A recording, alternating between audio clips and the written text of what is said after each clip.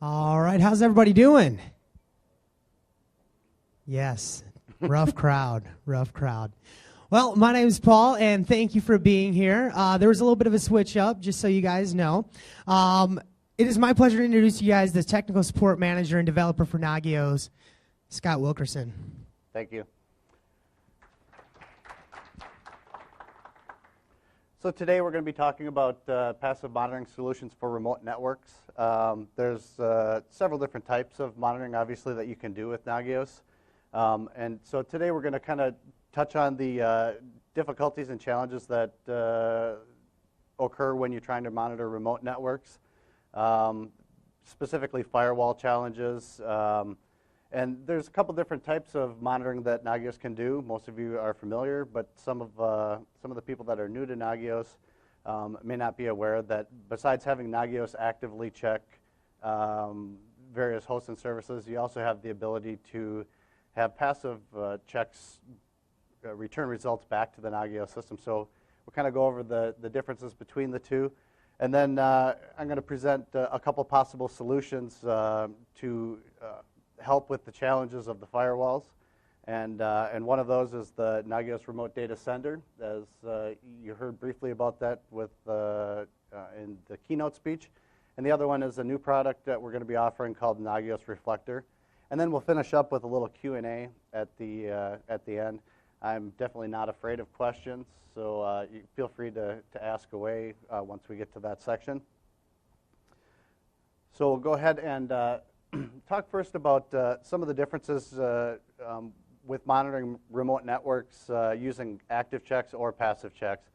With active checks, there's challenges getting through firewalls. If you're monitoring a remote network, a single machine is obviously really easy. You can just either map the specific port that you need to access through to the machine you want to monitor. However, doing active checks for many machines on remote networks presents a lot of challenges. First off, it can be cumbersome to open many ports in the firewall for every specific machine. Another problem is you may not even know what the specific device's IP address is. For example, if you have a laptop that's just obtaining IP via DHCP, could be even a company or corporate laptop that's in accessing through Starbucks wireless access. So those are some problems. Also, with multiple levels of NAT and firewalls to go through, you may have to do several of those translations just for a single system. So you have to figure out what port's going to what system, and the dynamic IPs can be a challenge if they're not being assigned by a corporate DHCP server. With passive checks, every monitoring change requires update to configuration. So if you were to set up passive checks with a traditional method, every time you need to change the configuration of the checks that you want to send back to the Nagios server, it requires logging into the individual machine, updating the configurations that you're sending back. For the passive checks to work, the Nagios server obviously needs to be reachable from wherever the device that's sending. So we're going to look at a couple different ways around these problems, and then I have some video that will show of some of the new products that we're releasing that kind of go cover those. So generally speaking, here's what most infrastructures are like. You have a Nagios server, likely behind a firewall, maybe, maybe not. Then you have the public network, and you would have a private network on the other side with various machines that you're trying to monitor. And a lot of infrastructures is even more complex than this because you may have several layers of the firewalls that you need to punch through before you get to the remote device that you're trying to reach. Before I go any further, has anyone in the audience seen or utilized the Nagios Remote Data Center, NRDS? Kind of crickets. It's pretty new. I came to Nagios in December of 2011, and one of the first projects that I worked on was this Nagios Remote Data Center. I actually named it NRDS, or we call it NERDS.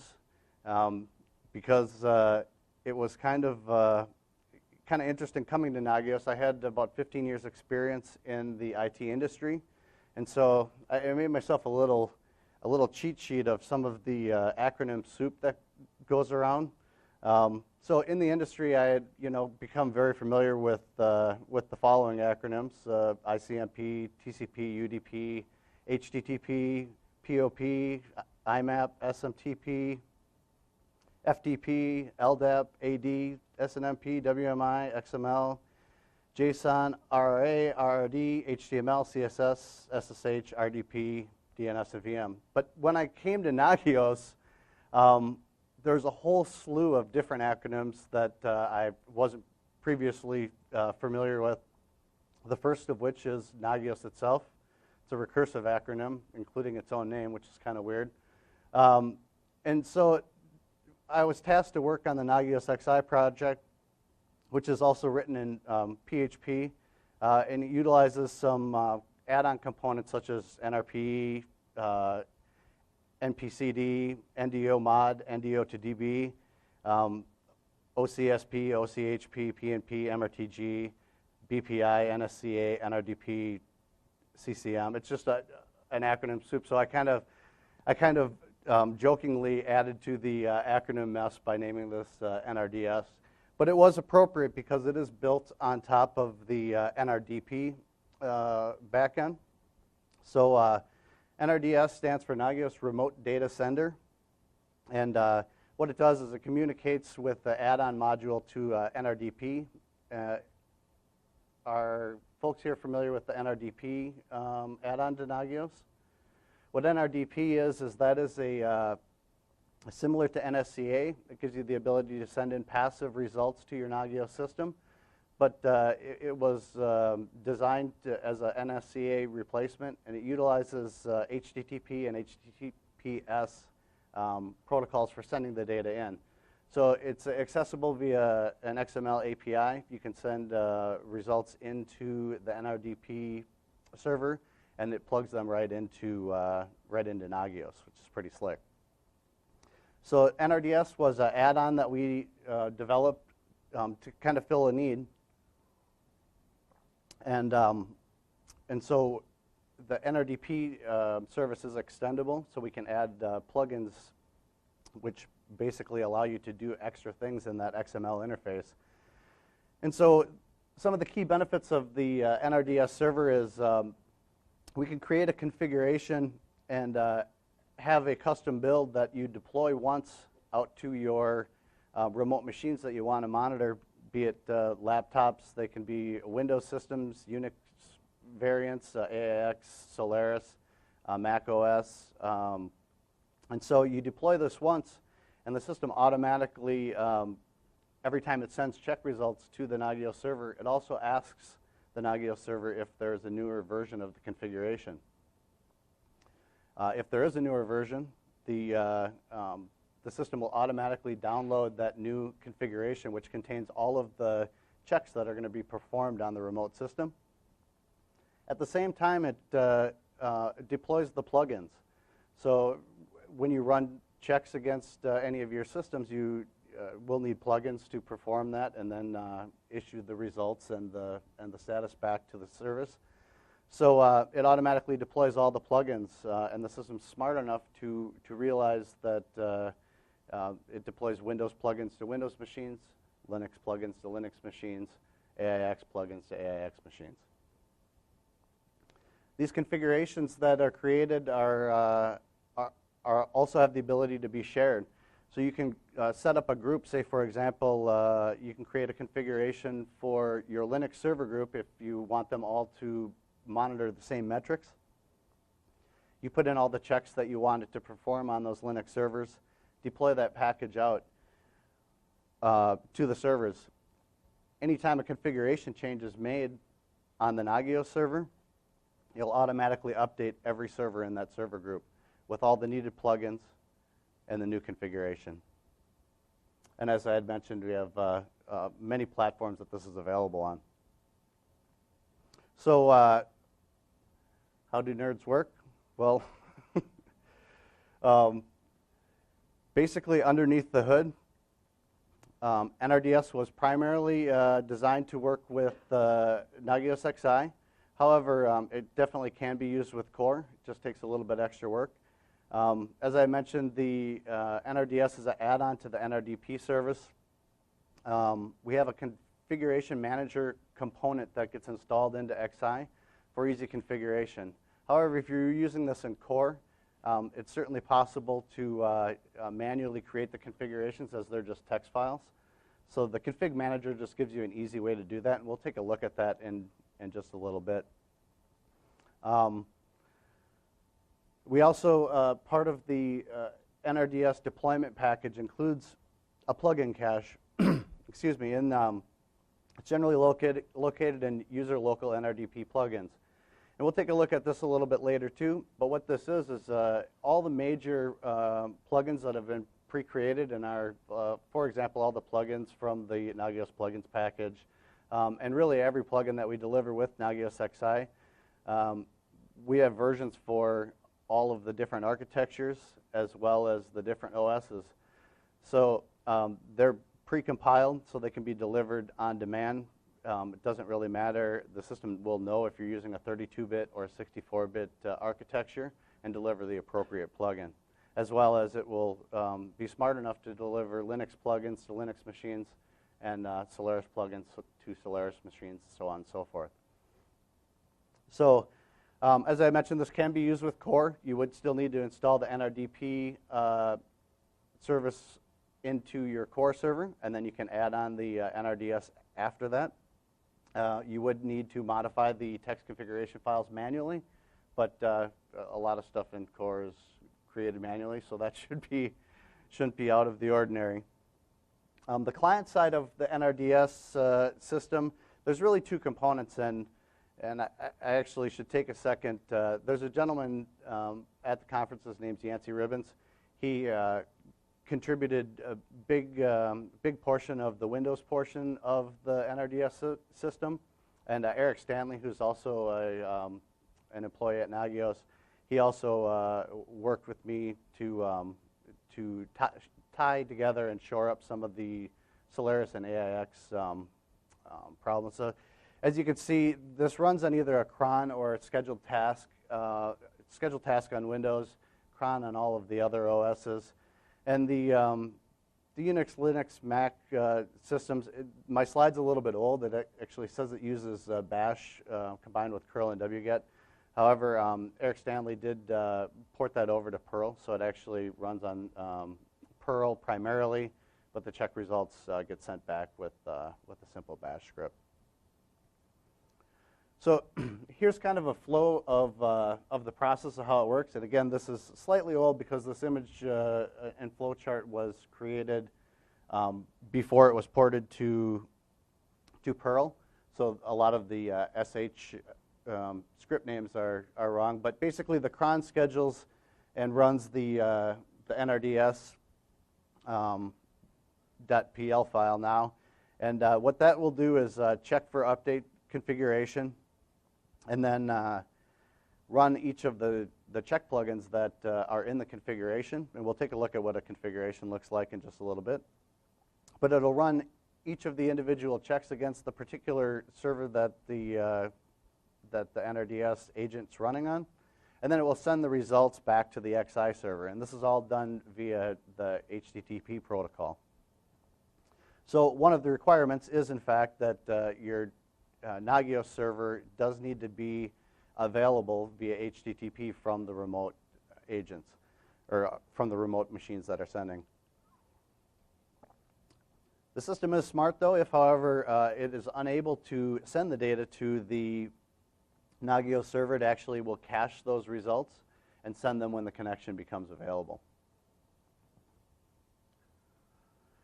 So some of the pros and cons of passive checks.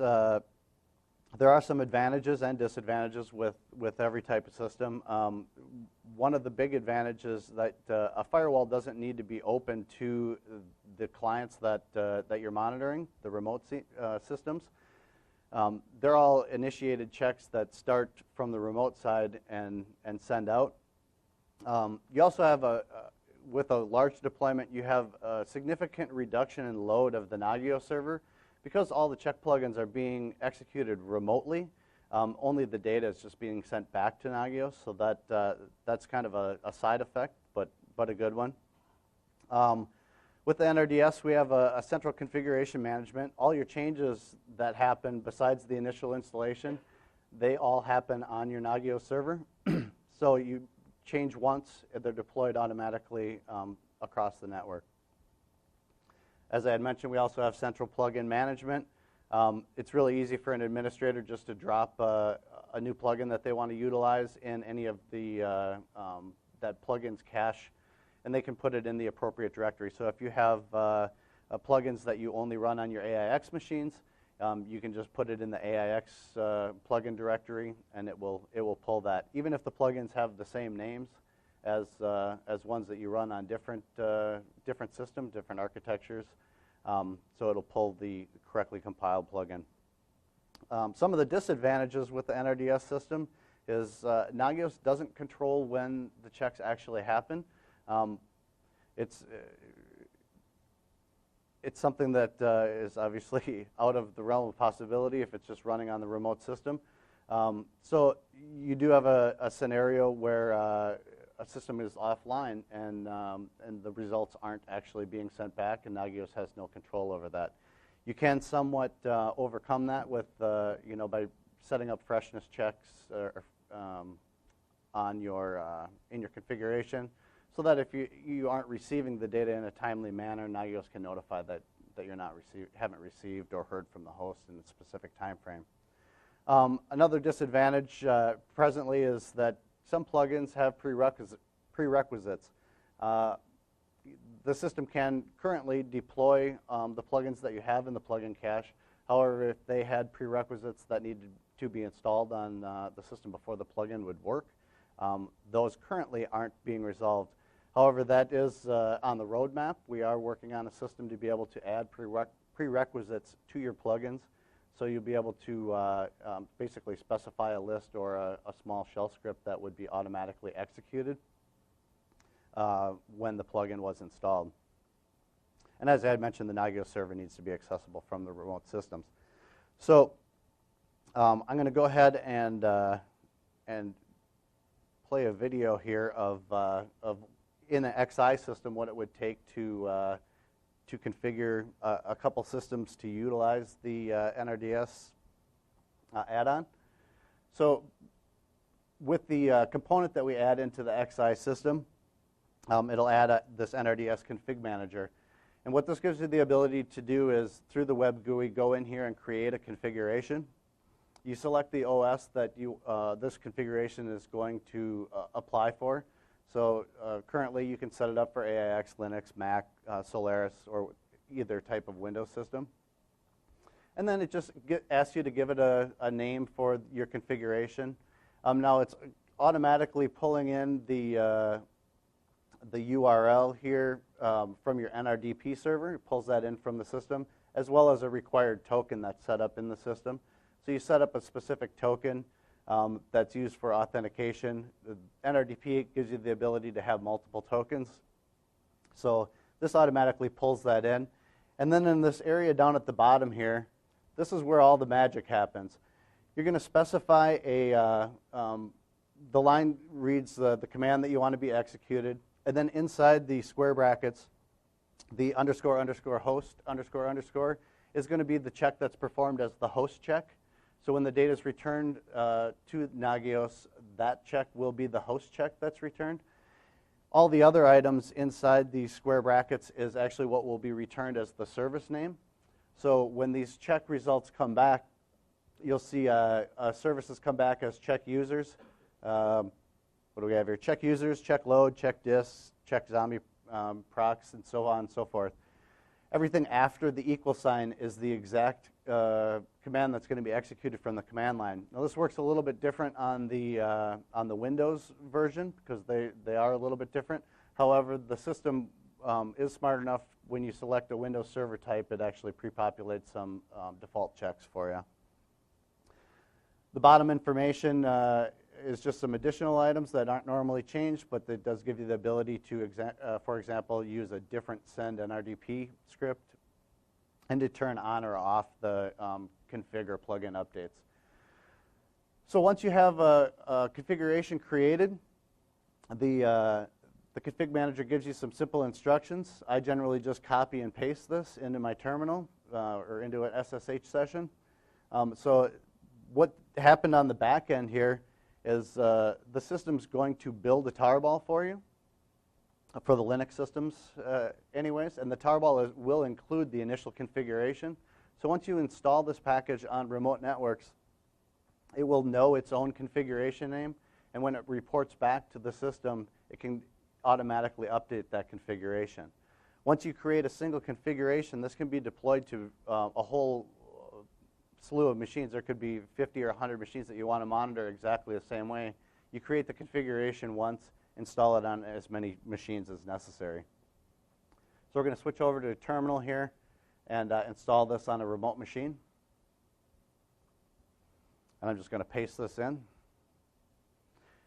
So at the bottom here, once we get down to where we're actually running the install script, we're going to add in what we want the host name for this particular host to be, and then the interval that we want the checks to be performed at, and these are in minutes. So if we wanted to perform these checks and have it report back to the Nagios server every 5 minutes, we just specify 5 in there. And what's going to happen here is it's going to automatically update the configuration right away, because, for example, you may create a configuration one time.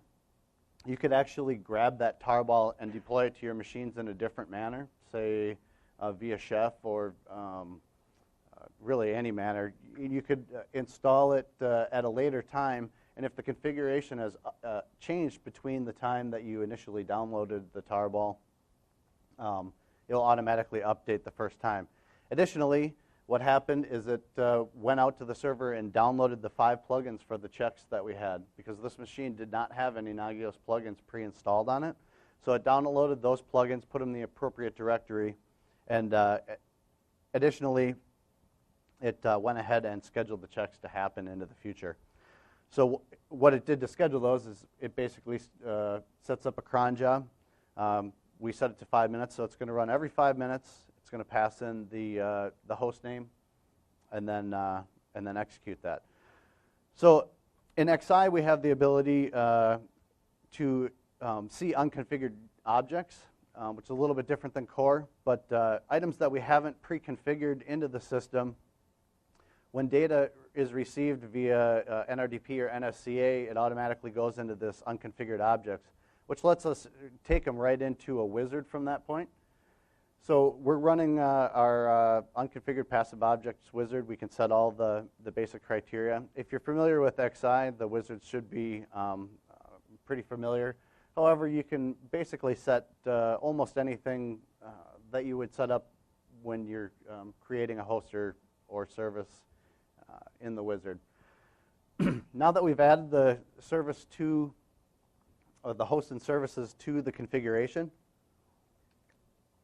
we'll go back and take a look at the remote machine that's being monitored. Initially, when the results, or when we add the service, they're going to be in a pending state, because the Nagios XI does have the ability for these unconfigured objects to be populated in the unconfigured objects area, but it doesn't store the first result. So the next time that the cron runs, it'll automatically update these. So as we can see, we received this information. All these checks were run on the remote system. So now we're going to go back into the configuration, and we'll make an update. And so to add or change the configuration, we're going to go in here and just add a new command in. We'll just do a HTTP check against Nagios, but this check's going to be performed from the remote system instead of from Nagios directly. So I type the command, and then inside the brackets, we're going to just name the service Nagios remote check and populate all that in. Now what happens when we save the configuration, system's going to automatically update the version number. The next time the remote systems send their checks back, it's also going to check to see if there's a new version. And if the new version, version's been added, it's going to download that and the new plugins, and we'll take a look at that in just a moment. So we're going to add this remote check in here that we had just added to the system, so it can start reporting data as well. All this has been done from the interface. There's really nothing that you need to do on the remote clients once the agent's installed. Any configuration changes all happen from the XI interface. So we're going to go back to the remote machine. We'll see that that one's in a pending state, and the next check results come in, they'll be populated.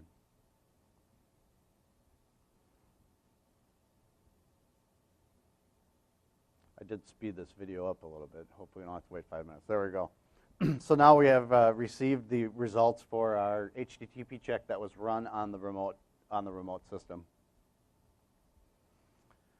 So we're going to switch over now and take a look at the libexec directory on the remote system. We can see that initially we had the plugins from the 5 plugins that we downloaded, and we automatically installed the utils.sh and utils.pm because they are utilized by so many of the different plugins. When we added the HTTP check to check the Nagios system, it automatically downloaded this check HTTP plugin and installed it and marked it executable. Grab a quick drink here.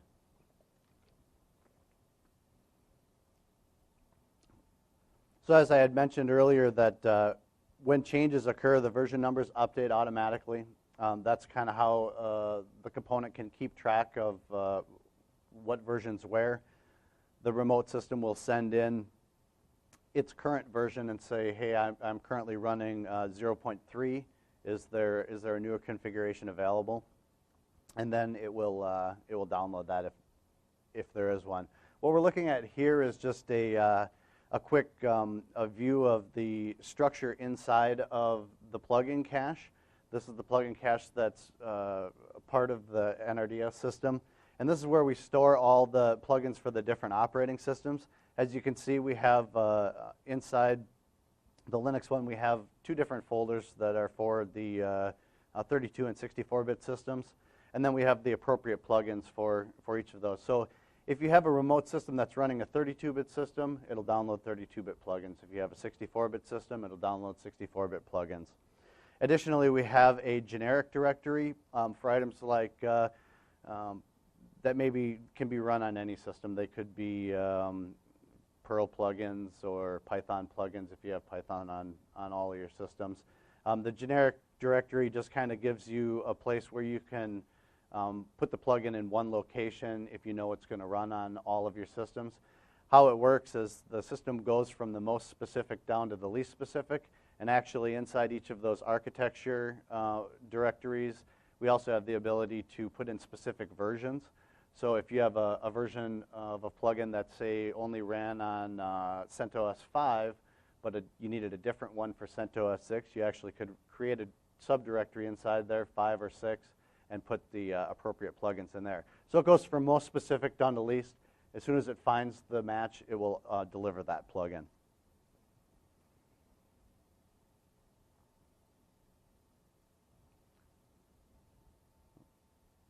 I honestly forgot where I was going with the video here.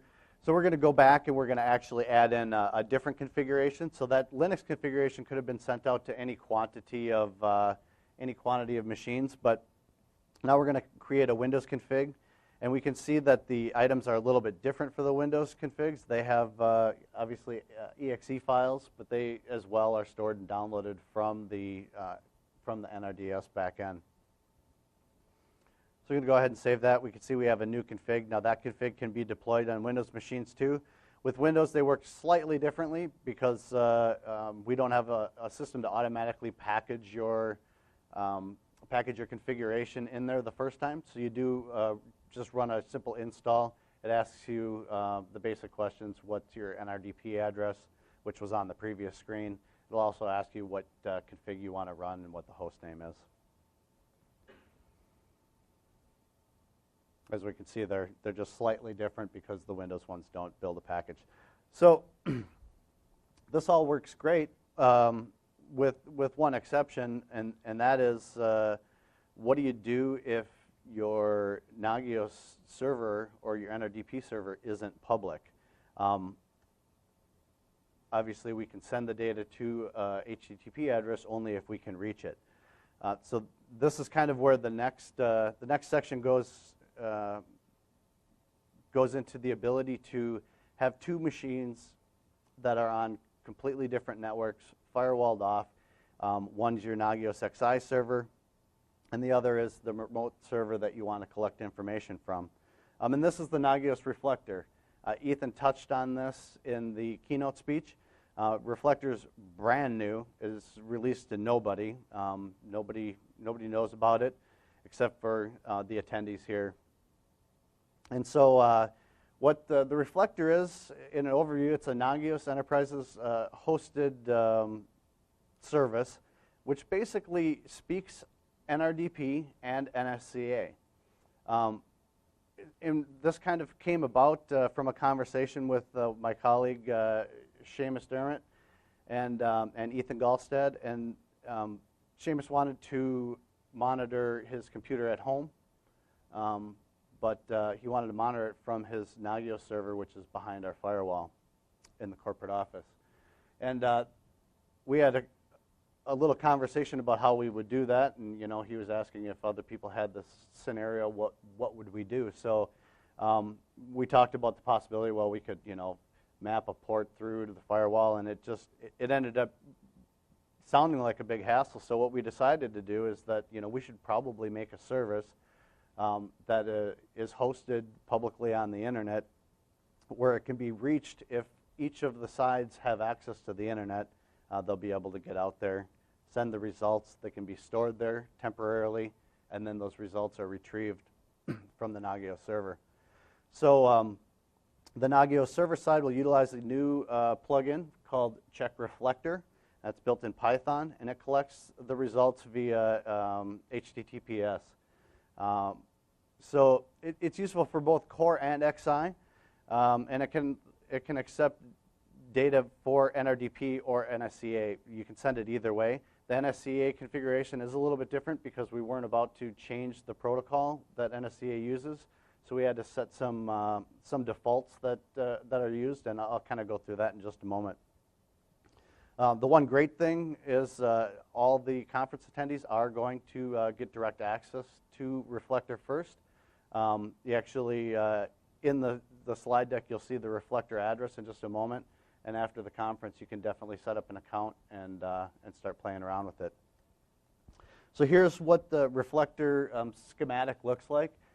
We basically have a MySQL backend, and we'll end up having a cluster of Reflector servers excuse me, that store that data.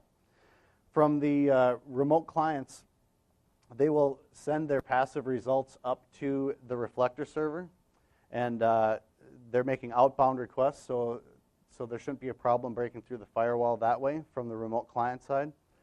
On the Nagios server side, it also is going to make an outbound request to the Nagios Reflector to collect that data using a shared token.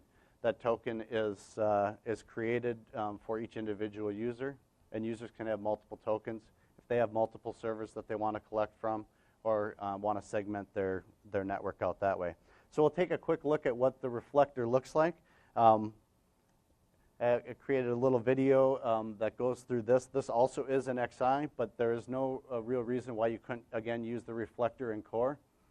So we also created a Reflector wizard. And I'm going to go ahead and the video installs the wizard here real quick. It just only takes a second. And then we'll run through how the Reflector can accept results, how you would send data to the Reflector, and then retrieve those results from the Nagios XI system. So we're going to run the Reflector wizard here. So once we run the wizard, it's going to ask us what our token is. A token needs to be created, so you can go right to the Reflector website to create that. Just a couple quick bits of information, company, email address, so on and so forth. and then it will automatically email you a token that you can start using either in XI or your core systems. Should have probably figured out a fast forward button ahead of time, but okay, so this is going to email us a token. We're going to go and grab that real quick and plug it into the Reflector wizard.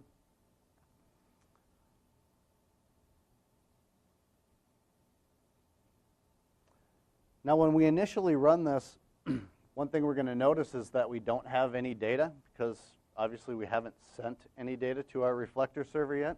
So the first run, it's going to go out to the Reflector server and see what hosts and services are out there. We don't have any. So I'm going to show just real quick how you could add in a whole XI server and send the whole XI server up to a Reflector. This could be useful if you wanted to send, basically you have an XI server as your remote system. You can send all the results up to the Reflector and then download them all from a different system, and those two systems don't have to have direct communication with one another. So we just went into our outbound check transfer. We're going to put in our token and Reflector address, and now we're sending all the data up to the server.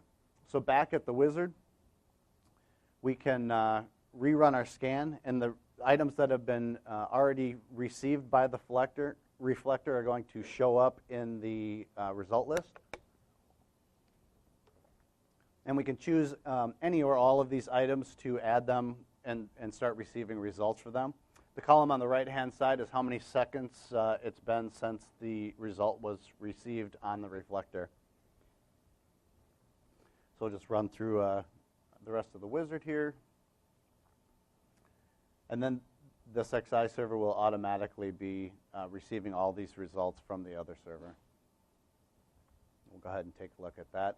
And then we're going to run through how you could add just an individual host. We'll do a Windows box because they're actually a little bit more challenging. So you can see that now we have results for all of these hosts and services that were on the remote system, and they'll automatically pull in at the interval that we specify. Additionally, you can have data sent up to the Reflector, and you could collect that data from multiple Nagios servers. So there's no limit. The data's there, and it just updates whenever new information is received for that host or service. So we're looking at a NS client nsc.ini file. There's three things we need to do here. Well, first we needed to enable the NSCA agent at the top of the script.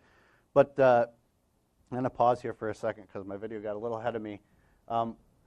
We've chosen an encryption number of 3. And so all items that are, or all clients that are sending data to the Reflector will have to choose that same encryption level. And they will set their password to just simply Nagios. Because we didn't want to rewrite the NSCA agent in the way that it works, we're going to actually just prepend our token that we had created for authentication to the host name.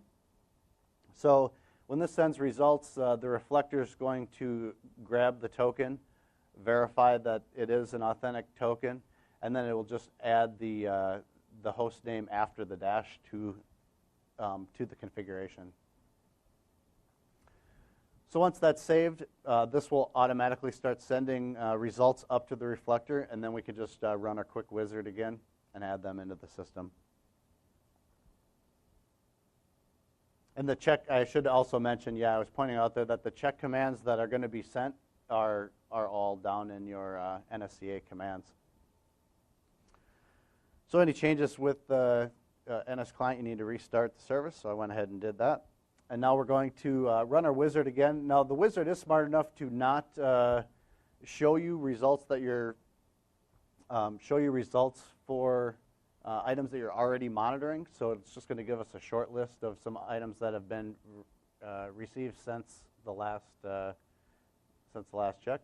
So we're just going to add in this this item from the Windows machine. And from this point forward, it will the Windows machine will send up to the Reflector, and then the data is collected back at the Nagios server.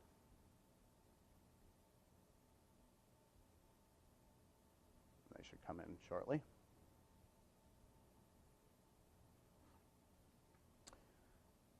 So a lot of the information that I have in the slide deck, I'm going to kind of speed through these because I've talked about most of these already, but the pros and cons for the Reflector is that you don't need to open the firewall on either side. You do need outbound access, but that's pretty common to be able to have outbound access.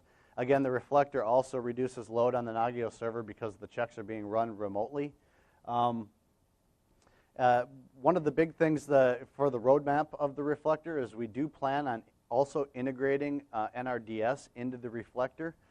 And what that will entail is you actually will be able to save configurations individually based on your token to the Reflector, as well as your own custom plugins will be stored on the Reflector, and that will be able to be accessed. That's probably 6 months to a year down the road, but that is definitely on the roadmap. Again, disadvantages, Nagios again doesn't control when the checks happen. However, you can overcome that by just setting freshness intervals. Additionally, the Reflector plugin does have the ability to add in warning and critical times, so it will automatically set it to warning or critical. If the Reflector receives the data a long time ago, whatever the intervals you can set, if the Reflector received the data a while ago, it will automatically say, hey, the Reflector didn't receive data for 300 seconds or 600 seconds, whatever you set it to. On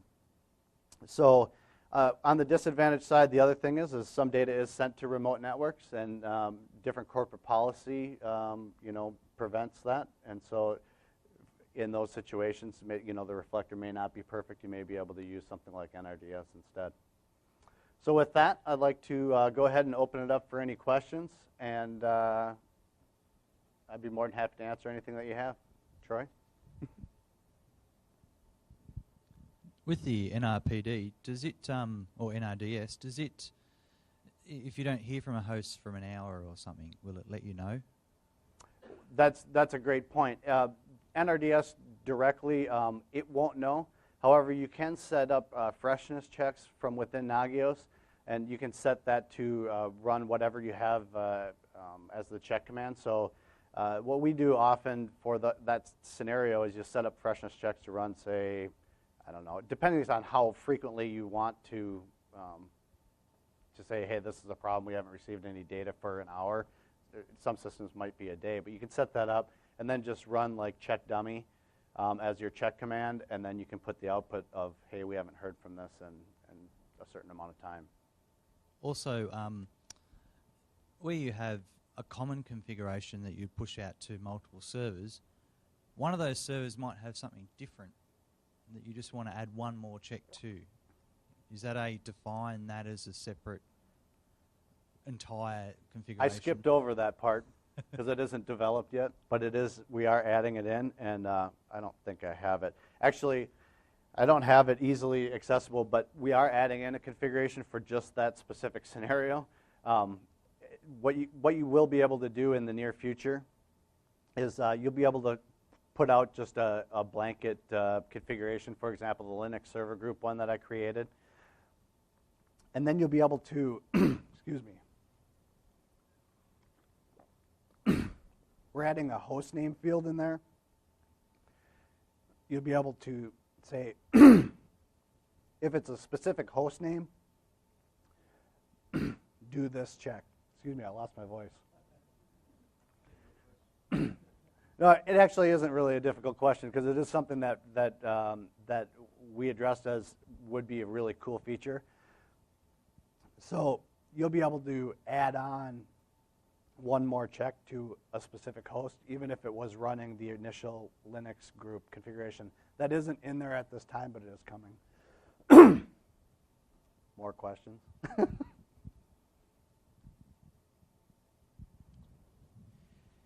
How are you addressing security concerns with, let's say, a token spoof? So somebody is requesting a pull from the reactor, and they've been able to brute force a small token from someone else. It seems to be that the token is just appended to the host name, so I could pull back a competitor's information if they've been using Reactor. You mean if you like cycled through all the possible combinations and figured out somebody's token? Correct. Well, you're probably right, but if you figured someone else's password, you could log into any of their accounts. That being said, we are going to put in some flood protection to make sure that there's a request limit of how frequently a different IP or checks can be made for invalid items. You would need their token and their host name and their service name to be able to collect any data. But that is a valid concern and definitely something that we've looked into. Excuse me.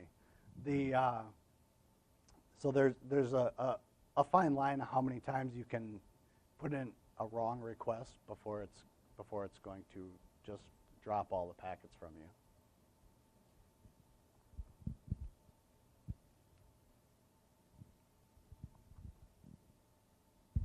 A couple notes on that with regards to security. I mean, we could always lock down the token and say, okay, this token can only be used from this particular address or this net block. The problem is when you want to monitor mobile devices like laptops, they're all over the place.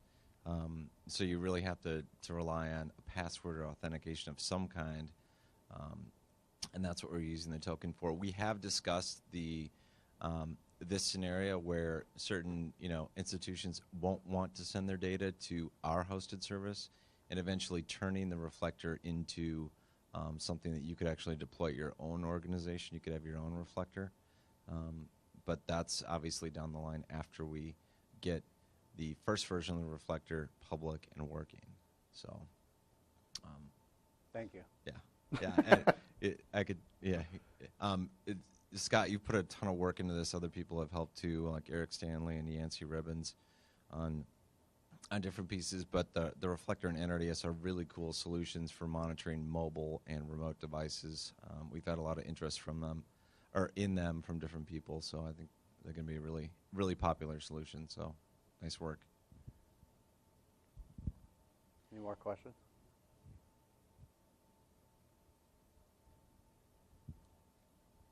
I think I got my voice back, so that's good. Yeah, I would be interested in that Reflector, being able to have that at our own corporate, just to add that in there. When looking at how you got your data, the host comes in unconfigured. Do I have to configure it by hand? No, because you're receiving passive data. I'm not sure how familiar with XI you are and the passive checks. When it comes in unconfigured, what that means is well, actually you are configuring it with the wizard, but what it means is XI does not know of that host and service. It's not familiar with it. It's not in the configuration currently. So you have the ability to, when they come in unconfigured, you can run a wizard right from there that automatically sets up the configuration. Once they are configured, you can add on to that or change the configuration at any time, but the results are going to come in passively. The results are going to come in passively, so most of the configuration can be set up just by the passive. So I'm adding 50 hosts at a time. I don't want to go into a wizard and click anything. Yeah, all you really need, well, you can add 100. You can run that wizard at a crack. We actually also have talked about it, although it hasn't been implemented yet. The ability in XI to automatically add the unconfigured objects, and that's a feature that will be coming soon, because there is a need for that, especially when we're adding a lot of ways for people to send passive results in. So in the near future, there will be options for administrators to turn on, automatically add all the unconfigured objects that come in, or automatically add all of the hosts and services that receive information for this Reflector token. So if those if those are there, it'll just automatically add them into the configuration and download all the results at whatever interval you specify. Again, not in there yet, but coming. So, and we had, like Ethan said, talked about packaging the Reflector once we get it a little bit further along for use on corporate networks. We've built it in such a way that once we're ready and have our own, the hosted version working well, it will be something we'll be able to deploy, I believe. So that I don't think that's going to be a problem at all. Any additional questions? I was just wondering, we are using NS client on passive checks on Windows machines, but the NRDS client is different client. Yes. Or it has similar functions. It is a different client in that with the NRDS one, you can automatically update the plugins. So obviously, like you had mentioned, you can use NS client to send your passive results via NSCA to your Nagios server. However, if you need to make configuration changes on the checks that you want to run, the results you want to send back, you need to log into each individual machine to do that. With the NRDS, it gives you the ability to kind of skirt that. You just log into your XI machine, maybe make one configuration change, and it could affect 100 machines that you're monitoring. They'll all be using the new configuration and the plugins. So we need to uninstall NS client to use NRDS? Well, you don't necessarily need to uninstall it, but if you were sending passive data from NS client, I mean, if it's the same check result, it would be kind of pointless to send them from both sides. However, there's some situations where you may want to send a lot of passive results, but then still have NS client available for some active checks that you perform on the machine. And there's certainly no reason why it would need to be uninstalled. You could have both running without a problem. NRDS client is using a different protocol, NRDP. Correct. Yep. And NS client is using NSCA. Yeah, the NS client ++ uses NSCA for sending passive results. So there is no NRDP option built into NS client ++. But that also, NSCA doesn't really have the ability to easily extend it from the server side, whereas with the NRDP, we were able to easily extend the NRDP API to have some additional items where we can deliver plugins and deliver the configurations and so on and so forth. There is another question about Nagios Reflector. It is hard-coded to use 3-DES encryption? Currently. Okay. This is, the Reflector is, I do have to mention, it is a work in progress. We actually, and there are some links to the items that you're going to need. Let me show you that. But the packet actually has some items. We've kind of vacillated about whether we were or weren't going to announce the Reflector, but being we have everybody here, it's something that is going to come down the pipe. We decided to push it out, maybe a little hastily, but it's kind of in a beta state right now. So it's there. So there may be changes that'll come down the pipe, and maybe some additional options that we can set up. Any additional questions? All right, how about a nice big round of applause one more time? Technical Support Manager and Developer for Nagios, Scott Wilkerson.